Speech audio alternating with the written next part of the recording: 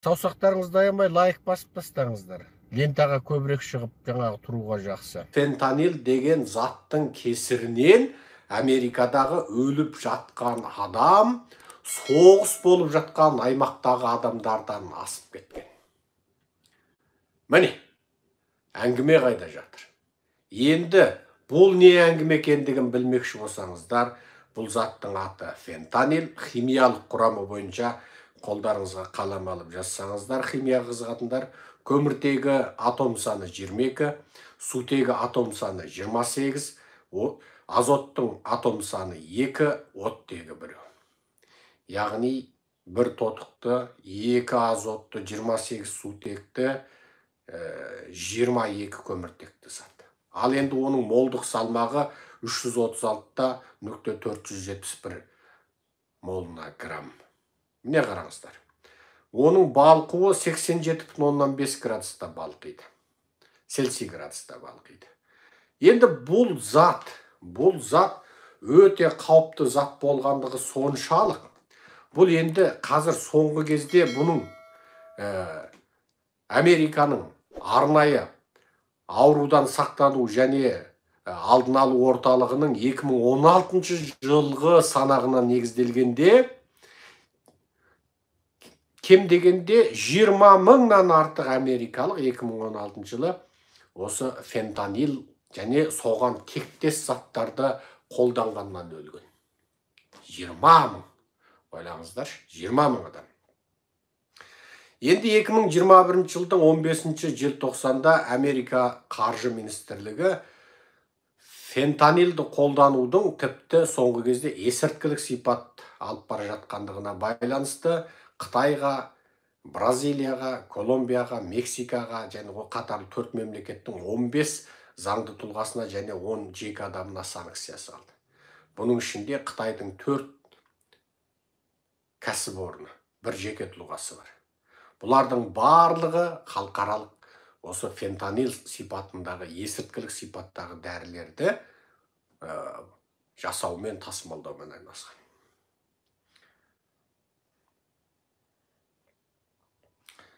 Бұл заттар фентанилдің өте зор мөлшерде қолданылуы Американың бас ауруына айналып отыр.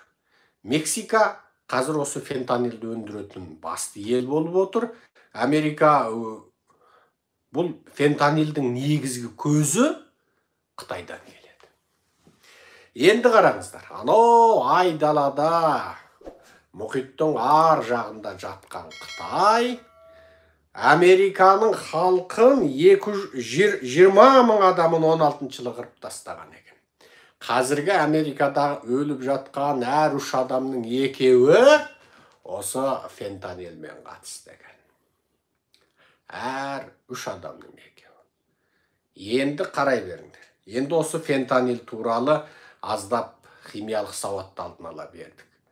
Бұл зат, бұның сұмдық болғандығы соншалық, енді осы фентанилмен қатысты, яғни бұл есірткілік сипаттағы бұл затпен қатысты бизнес, ақша жуу, арам ақшаны заңдастыру енді қазақ жерін ойысады.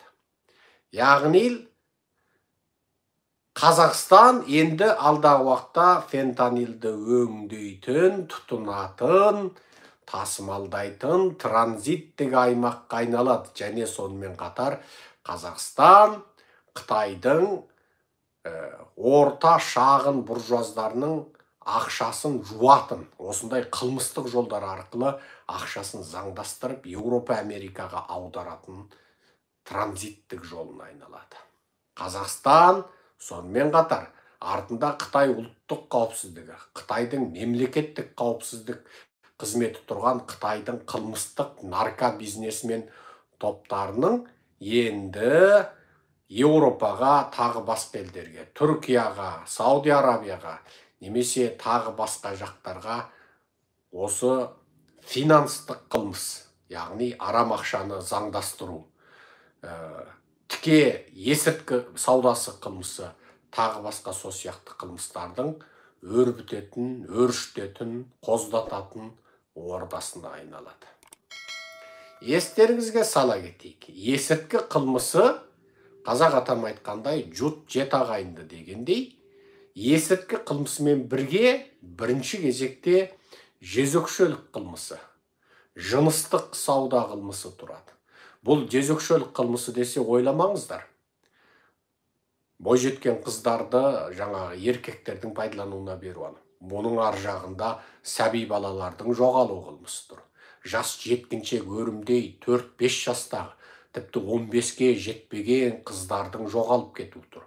Бұның ар жағында құлдық, секстік құлдық деген тұр. Бұның ар жағында адам ұрлау қылмысы тұр. Бұның ар жағында есірткі бизнес тұр.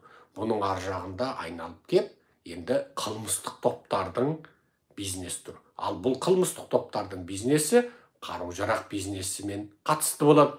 Ал қару-жарақ бизнесі ақша жуумен қатысты болады. Ал бұл ақша жуулардың, Қытайдың ақшасын шетел асырулардың, жаңағы қылмыстық топтардың, оның артының бәрінде Қытайдың ұлттық қауіпсіздік комитеті тұрған, Қытайдың бандалық, қылмыстық, қарақшылық топтарының ар жағында енді қару-жарақ саудасы, финанстық, қылмыстық топтар тұрады.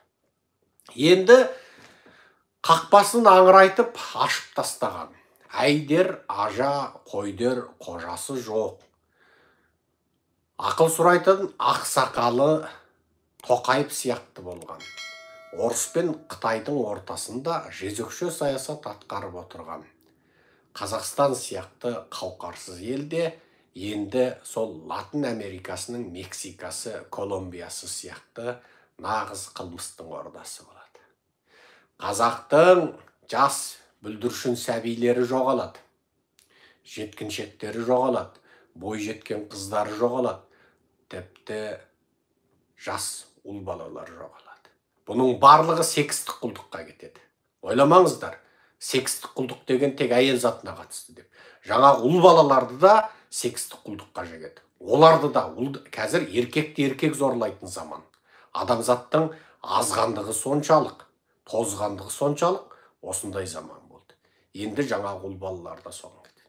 Қазіргі медицинаның осы Қытай сияқты фашистік елдердің қолына өткеннен кейін, енді жаңағы ол қыз демей сәби балалар, тіпті тілі шықпаған сәби балаларды қатты азаптап, ұрып, ине шаншып, қолын, аяғын кесіп, оны қатты азаптаған кезде олардың жүйкесінен, нерв жүйесінен бөлініп шығатын зат бар. Осы олардың нерв жүйесінен бөлініп шыққан затты арнайы медициналық құрылғымен оның жүйкесінен, нервісінен сорып алып, оны айырады. Ал бұл зат не? Бұл зат анау президенттердің бетіне, жаңағы денесіне укол болып салынады. Олар нелер? Олар жаңағы Путин, қарасаң, анау 99 жылғы Путин, 2023 жылғы Путин бәрі бірдей. Назарбаев қашан қарасаң жылтырап тұрады.